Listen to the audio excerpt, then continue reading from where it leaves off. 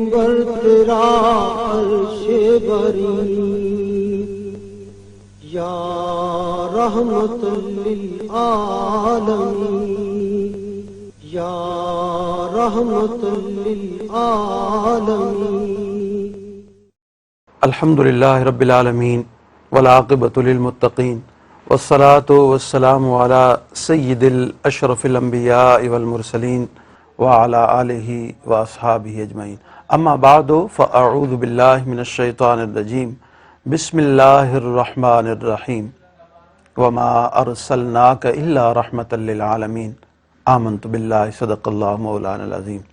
پیارا دوستو، ماہ ربیع الاول شریف پنجی آب و تاب، پنجی خوشیون، پنجی رمق، پنجی چمک ऐं दमक सां असां जे मथां साया फिगन आहे। हीउ उहो मुबारक महीनो जंहिं में अल्लाह ताला पंहिंजो प्यारो महबूब, आख़िरी नबी, आख़िरी पैगम्बर, महबूब ख़ुदा हज़रत मुहम्मद मुस्तफ़ा अहमद मुजतबा सल्लल्लाहु ताला अलैहि वसल्लम बशरी लिबास में हज़रत बीबी आमिना रदी अल्लाह ताला अन्हा जे बतन अथर मां हिन दुनिया में मबूस फरमायो। साईं जन जो हिते ज़ुहूर थियो, कायनात ऐं पूरे आलम में ख़ुशियूं फैलिजी वियूं ऐं उहो नबी जॾहिं तशरीफ़ वठी आयो त शान रहमत लिल आलमीनी सां हिन दुनिया ते मबूस कयो वियो। जहान ख़ुशियूं छो न करे, जहान ख़ुशियूं छो न मनाए, जो अहिड़ो नबी अल्लाह ताला मोकिलियो जेको सभिनी जे लाइ बाइस रहमत बि आहे, बाइस मग़फ़िरत बि आहे, बाइस रुश्दो हिदायत बि आहे। दोस्तो, अॼु असां ॻाल्हायूं था अल्लाह ताला जे प्यारे पैगम्बर, प्यारे नबी सल्लल्लाहु अलैहि वसल्लम जी मुबारक ज़िंदगी जे हिकु गोशे मियाना रवी ऐं तवक्कल ते। तवक्कल हिकिड़ो अहिड़ो ज़ेवर आहे जंहिं जे अख़्तियार करण सां इंसान वॾा वॾा मरहला तय करे वञे थो। जंहिं इंसान में तवक्कुल जी ख़ूबी कोन्हे, तवक्कुल जी सिफ़त कोन्हे, उहो शख़्स कॾहिं बि पंहिंजे उन मंज़िल ऐं मक़सूद ते आसानी सां न पहुची सघंदो, या ईअं चइजे पंहिंजी मंज़िल ते कॾहिं बि पहुची न सघंदो, छो जो उन में तवक्कुल कोन्हे। तवक्कुल छा खे चइजे थो? अल्लाह ताला क़ुरान मजीद में इरशाद फरमायो, वमन यतवक्कल अलल्लाहि फहुव हस्बुहु। जेको शख़्स अल्लाह ताला ते तवक्कुल करे थो, तवक्कुल जो माना आहे भरवसो, यकीन कामिल, मुकम्मल एतमाद।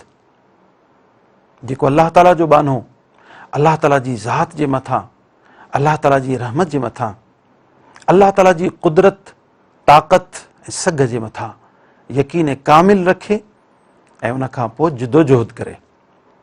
असांजे दोस्तनि में शायदि कुझु दोस्तनि जो इहो ख़्यालु ज़हन में ईंदो आहे, बाबा असां अल्लाह ताला ते तवक्कुल कई आहे, पाण ई कमु थींदो।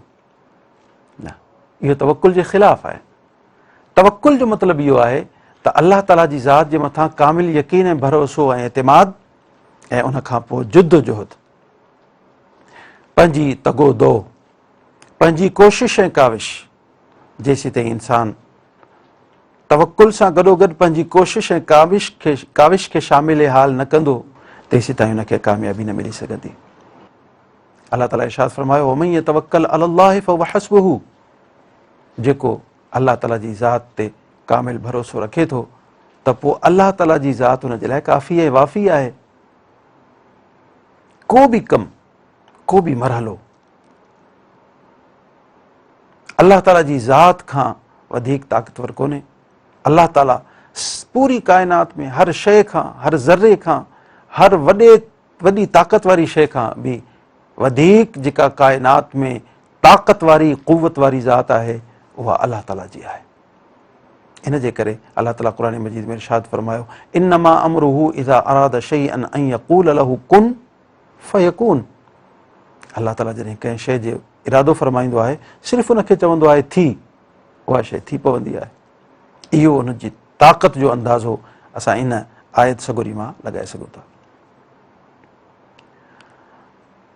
तवक्कुल हिकिड़ो अहिड़ो हथियार आहे जंहिं बाने वटि तवक्कुल जो हथियार मौजूदु हुजे उहो किथे बि नाकाम नथो बणिजी सघे।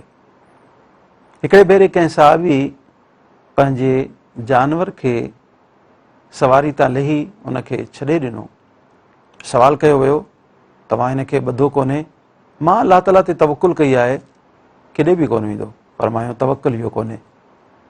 तवक्कुल इहो आहे उन सवारी खे वण सां ॿधिजे, उनखे मज़बूत कजे ऐं उनखां पोइ अलाह ताला जी ज़ात ते तवक्कुल ऐं भरोसो यकीन कामिल कजे त हाणे मुंहिंजी हीअ सवारी केॾांहुं बि न वेंदी, हिनखे को नुक़सानु न पहुचंदो। इहो तवक्कुल आहे। तवक्कुल सां गॾोगॾु असांजे मुआशिरे खे अगरि ॾिठो वञे त अॼु मयाना रवी, विच वारी राह, विच वारो रस्तो, इन जी वधीक ज़रूरत ऐं अहमियत आहे। असां कॾहिं हद इफ़रात ऐं कॾहिं हद तफ़रीत जो शिकार बणिजी वञूं था, कॾहिं हद खां वधीक अॻिते वधी वञूं था, कॾहिं हद खां वधीक पोइते हटी वञूं था। इस्लाम असांखे दरमियानी राह ॾेखारे थो। इस्लाम असांखे विचो रस्तो ॾेखारे थो। जीअं पाण हिकु मौक़े ते इहे बि अल्फाज़ त ख़ैरुल उमूर औसतुहा, मामलात में जेको बहितरीन रस्तो आहे उहो विचोलो रस्तो आहे, उहा विची राह आहे, उहो दरमियानो रस्तो आहे।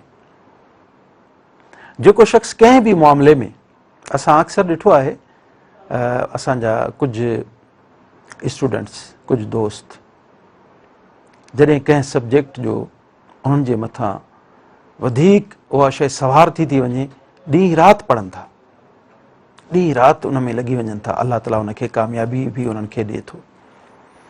लेकिन जॾहिं उहो मरहलो इम्तिहान जो गुज़री थो वञे, उनखे बिल्कुलु छॾे ॾियनि था। नतीजो इहो त जॾहिं वाइवास जो मरहलो आयो, जॾहिं इंटरव्यू जो मरहलो आयो, त ज़हन मां उहा शइ ग़ाइब। ऐं असां बि इहो बि ॾिठो, जेको विची राह अख़्तियार करे रोज़ पढ़ंदो रहे, पंहिंजी महिनत ऐं जिदोजहद जारी रखे, पंहिंजा ॿिया कम बि कंदो रहे, उहो शख़्स जल्द कामयाबी ऐं पंहिंजे मंज़िल मक़सूद ताईं पहुचे थो। असां इहो बि ॾिठो, असां जॾहिं पढ़ंदा हुआसीं, को शख़्स, को असांजो दोस्त सबक़ु वधीक वठंदो हो ऐं सभिनी खां ज़हीन बि हूंदो हो। थोरी देरि यादि कंदो हो, हुनखे सबक़ु यादि बि थी वेंदो हो।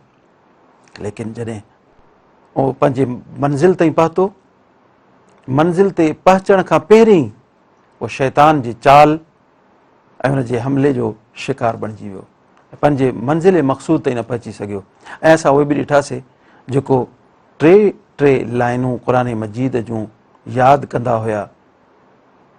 असांखे काफ़ी अरसो थी वियो फ़ारिग़ थींदे, पोइ जॾहिं असांजो काफ़ी मरहलो गुज़री वियो, साल गुज़री विया, जॾहिं वरी उते वञणु थियो, दोस्त सां मुलाक़ात थी जेको चार सीटूं सबक़ जूं यादि कंदो हो। अलाह ताला उनखे बि क़ुर मजीद जो हाफ़िज़ बणाए छॾियो ऐं इहा अलाह ताला उनखे दौलत अता फ़रमाई। सिर्फ़ु इन जे करे त उनजी जिदोजहद जारी रही ऐं उनजी नज़र ऐं उनजी निगाह अलाह ताला जी ज़ात जे मथां रही ऐं अलाह ताला ते तवक्कुल रहियो। अलाह ताला उनखे बि कामयाबी अता फ़रमाए छॾी। असांजे मुआशिरे खे, असांजे ॿारनि खे, असांजे जवाननि खे, असांजी औरतुनि खे, असांजे माइरुनि ऐं भेनरुनि खे, पूरे मुआशिरे खे, पूरी सोसाइटी ऐं कल्चर खे दरमियानी राह जी ज़रूरत आहे, विची राह जी ज़रूरत आहे।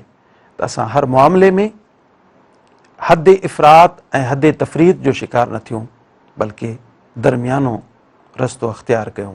खाइण में, पाइण में, घुमण में, कारोबार में, हर मैदान में असांजो इहो ई अगरि हथियार असां सां गॾु हूंदो त असां कामयाबी जी मंज़िल ते जल्द पहुची वेंदासीं। अलाह ताला असां सभिनी खे प्यारे नबी सल्लल्लाहु अलैहि वसल्लम जे रहमत ऐं बरकत जे सदक़े में मंज़िल मक़सूद ताईं पुॼाए ऐं असां जूं कोशिशूं ऐं काविशूं पंहिंजी बारगाह में क़बूल फ़रमाए। वाख़िरु दावाना अनिल हम्दुलिल्लाहि रब्बिल आलमीन। मिंबर तेरा अर्शे बरी,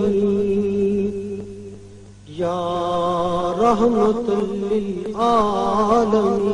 मिंबर तेरा अर्शे बरी, یا رحمت للعالمین